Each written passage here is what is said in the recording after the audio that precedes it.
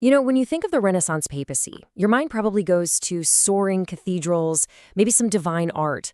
But behind that holy facade, there was something else going on entirely. It was a hotbed of worldly power, intense family ambition, and yeah, some pretty shocking scandal. This wasn't just a spiritual institution. For a few very powerful families, it was the ultimate family business. To really get what this was all about, we have to go back in time. Picture this. It's Rome, October 1501. The man at the top is Pope Alexander VI, and he's from the, well, let's say, notorious Borgia family. And in the very heart of the Vatican, he's about to throw a party that's going to go down in history, or maybe infamy.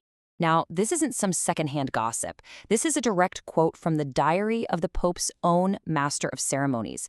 He's describing what we now call the Banquet of Chestnuts, and it gets even wilder. He goes on to write that there were prizes for the men who could perform most often with the courtesans. I mean, it is just a stunning account of debauchery, written by an insider right there in the Apostolic Palace. So the big question is, did this actually happen? And honestly, historians are split. On the one hand, the arguments for it are pretty strong. I mean, it's coming from a reliable, high-ranking official's diary, and frankly, for a Borgia pope like Alexander VI, it wasn't exactly out of character. But then you've got the arguments against it. Nobody else wrote about this party. Some historians think key words might have been mistranslated, or that the whole wild passage was just added to the diary way later. Okay, so just hold that image of the scandalous banquet in your mind for a second. Because while that was allegedly happening behind closed doors, the very same pope was out there exercising a level of public, global power that is almost impossible for us to wrap our heads around today. Yeah, you heard that right. Just a few years before that supposed party, this same pope literally took a map, drew a line down the middle of it, and with one single act of just breathtaking authority, split the entire non-Christian world, all the so-called newly discovered lands, between just two countries, Spain and Portugal. The contrast is just incredible.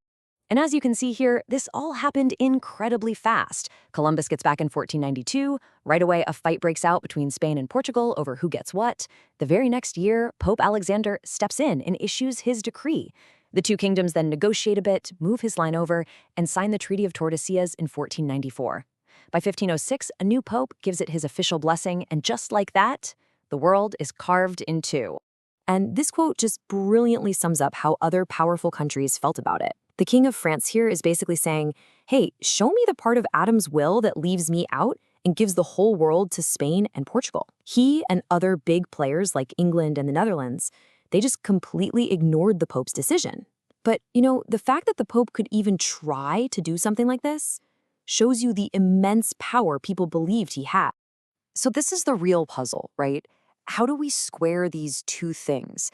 This secret world of scandal and this public display of almost absolute authority. How could one man, one institution, be both of these things at the same time? Well, the answer is a system that turned the papacy into a high-stakes family power play. The answer lies in a very specific, almost institutionalized playbook.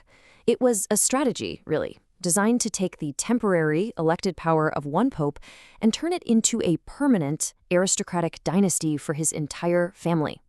And this system has a name: papal nepotism. Now, we're not just talking about simple favoritism here, like getting your nephew a summer job. No.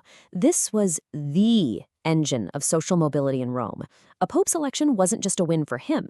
It was the starting gun for his whole family's race to the very top of the social and financial ladder.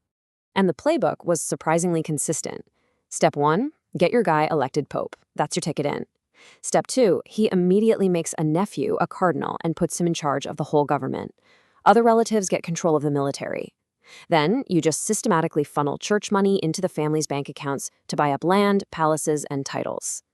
And finally, you lock it all in by marrying into an old, powerful, noble family.